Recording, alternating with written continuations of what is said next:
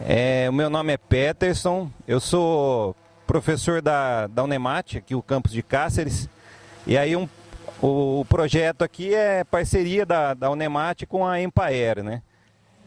A gente vai falar um pouco da cultura do maracujá, que é uma cultura que a gente já está dentro da universidade trabalhando já há quase 10 anos já, e é uma cultura que a gente vê promissora, né, para os pequenos agricultores. O maracujá, a origem dele é aqui da América do Sul.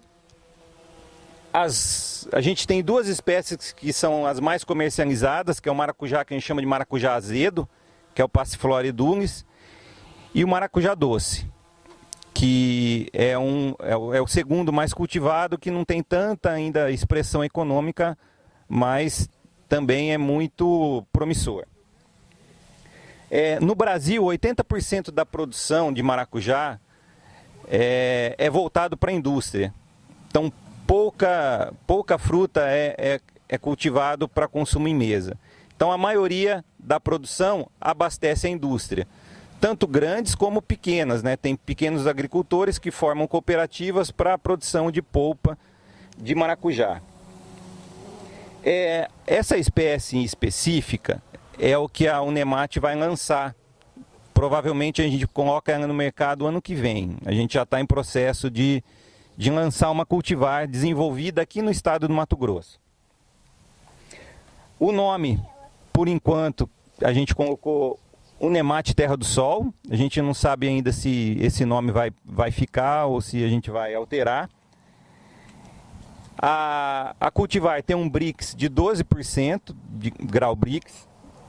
O rendimento de polpa é o teor de açúcar da planta. A porcentagem de polpa, então, é em torno de 40%, e um fruto, em média, ele tem em torno de 200 gramas. A produtividade dele aqui no Mato Grosso girou em média de 25 toneladas por hectare por ano. Então é uma produtividade boa, né? A média aí brasileira acho que não dá em torno de 10 toneladas por aí. E quer dizer, qual o diferencial dessa cultivar? Né? O diferencial dela é que ela foi desenvolvida nas condições climáticas do nosso estado. A vantagem dela, né? A vantagem dela é que ela tem teoricamente menos chance de sofrer algum estresse, né, relacionado ao clima. E a produtividade dela em testes em campo, ela é igual ou superior às outras cultivares que a gente já tem aí no mercado. Então ela está em condições de igualdade com algumas cultivares e superiores até a outras cultivares. Então a gente está, quer dizer, com otimismo em relação a essa cultivar aqui no estado.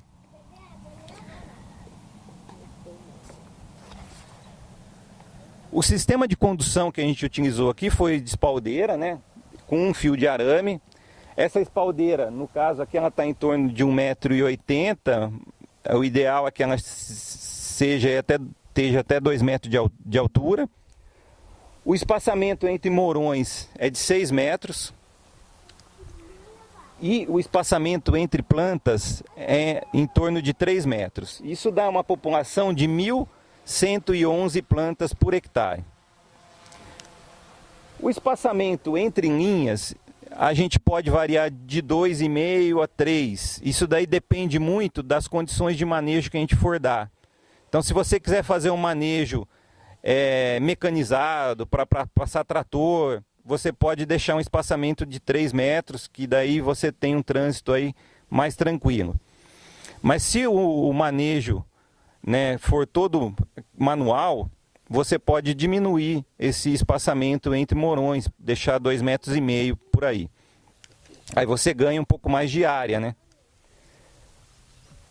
A cova foi aberta em torno de 40 por 40 por 40. A gente preparou essa cova antes do plantio.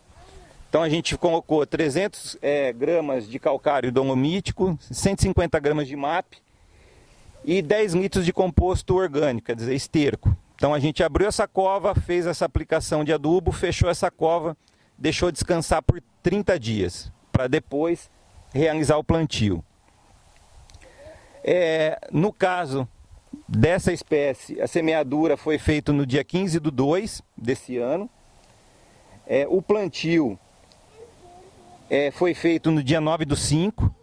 O plantio é recomendado que se você fizer numa área que não tem irrigação, fazer na época da chuva. Como aqui a gente tem irrigação, então a gente plantou na época de seca mesmo e está realizando a irrigação em torno de a cada 2 dias. O tutoramento, né? Ou seja, depois do plantio a gente tem que amarrar um fio de barbante na muda para ela chegar até o fio superior.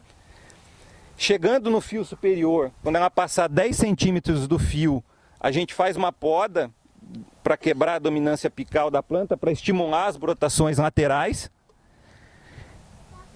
A adubação de cobertura a gente fez conforme a análise do solo, então vocês encontram recomendação básica para maracujazeiro na literatura. O controle de planta daninha aqui foi feito manual, né, a capina. A poda eu já expliquei, que foi a eliminação do broto apical para estimular a brotação lateral. O importante é que quando a planta vai soltando o ramo lateral, você enrolar esse ramo na espaldeira, não deixar só a gavinha grudar. Porque se você deixa só a gavinha, na época de chuva, a planta fica muito pesada e aí às vezes ela acaba soltando e caindo. Então é bom enrolar o ramo no fio de arame. A irrigação aqui está em torno de 15 a 30 litros por planta. Então está feito em torno em média de 2 e 2 dias. O que a gente teve aqui de praga foi só a lagarta desfolhadora. Então isso daí não tem jeito, ela ataca. O controle aí a gente pede sempre para procurar um técnico, né? Não usar um inseticida que você está acostumado, porque às vezes pode fazer toxidez para a planta também. Mas a gente tem também no Mato Grosso, às vezes, ataque de percevejo. E aí você tem queda de botão floral e deformação murcha dos frutos, né?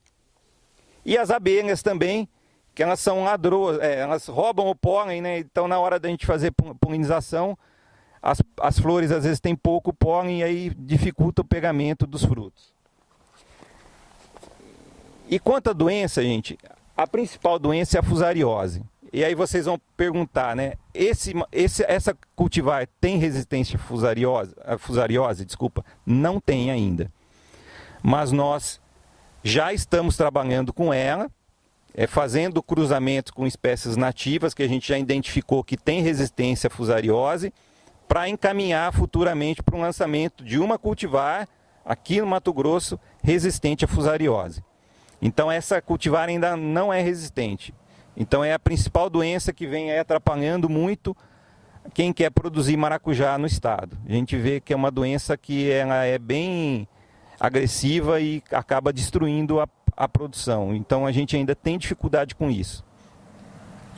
Aqui na postilha não tem fusariose, né? Fusariose não saiu aí? Só está bem no começo.